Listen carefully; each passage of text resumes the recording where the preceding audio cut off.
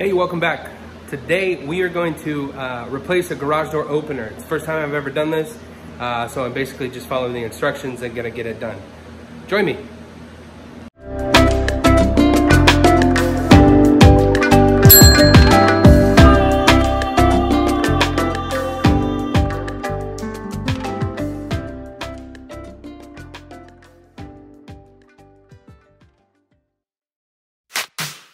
So the first step in the process is to take down the old garage door opener, and that's what you see me doing here.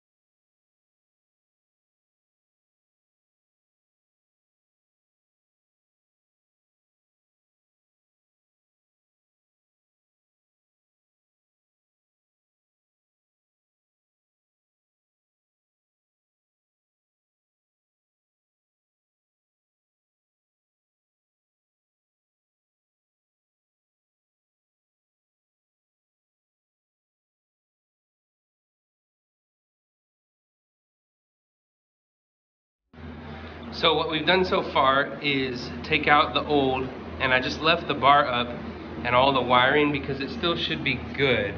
So here's the old piece.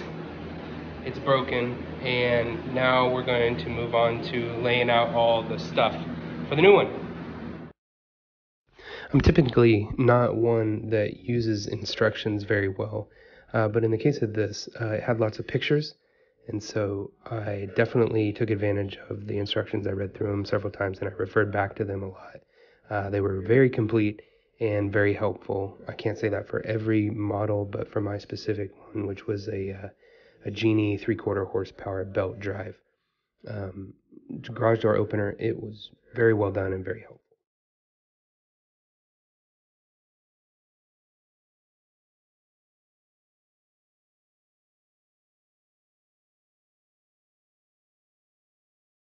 The first thing I do here is go ahead and just open and lay out all of the parts so that I know what I've got and where I've got it.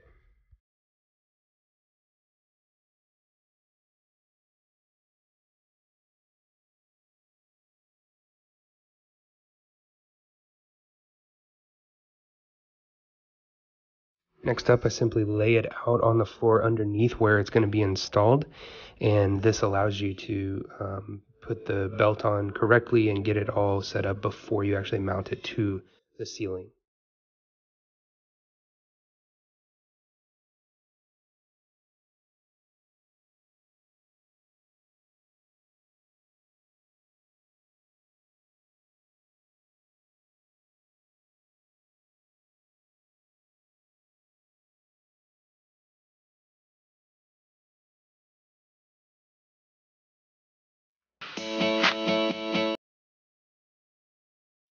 Sorry about this shot. Basically what you can see me doing here is adding the specific mounting brackets to the wall that this is going to tie into, and then getting it ready to actually install on the ceiling.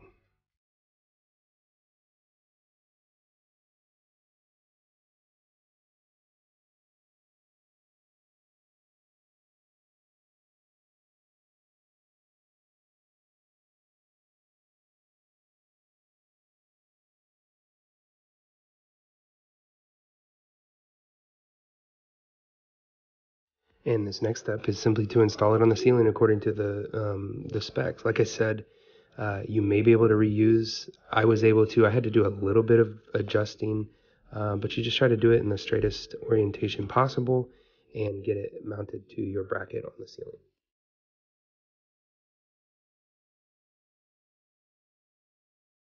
After that, you're going to add the arm that connects the belt or chain drive to the actual garage door itself.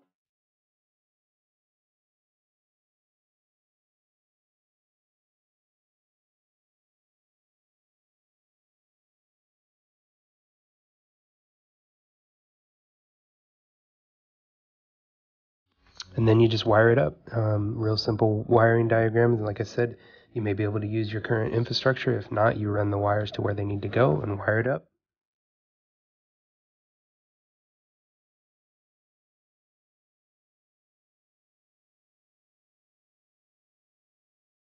After that, you add the 2 sensors on either side of your garage door, according to the specs.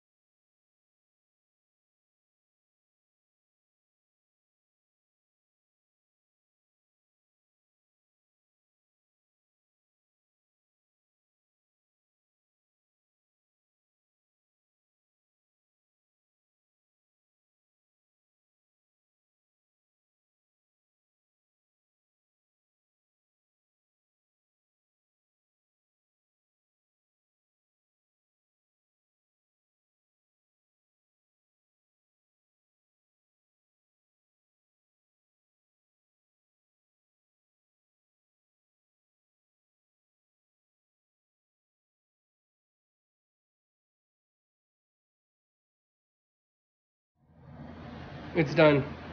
That's it. It opens and closes my garage now. I have a new keypad, remotes, all that good stuff. I'm not gonna bore you with all the programming stuff because it honestly, you just have to read it. Like, it would be kind of fraudish of me to read to you something that you can read, but I had to read it, I had to go back.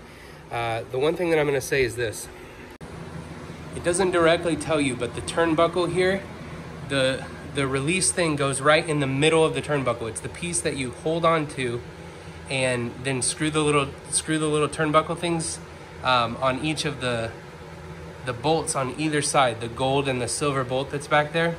And so that has to be engaged right there for it to take the door up and down. I know it probably sounds stupid, but at the end of all this, it took me a while to figure out. But it all operates perfectly. Let's check it out. So it's super quiet. Look at that. So you have to go in and do several settings on it. You gotta do the down limit. And then there's an up limit as well.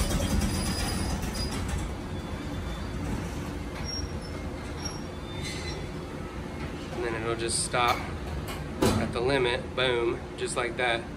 And then that's it. And then you program the keypad and the remotes, and you're done. So thanks so much for watching. Please be sure, if you like the video, to like it, give it a subscribe. I'll be posting on here periodically whenever I have a project to do. Appreciate you. Have a great day.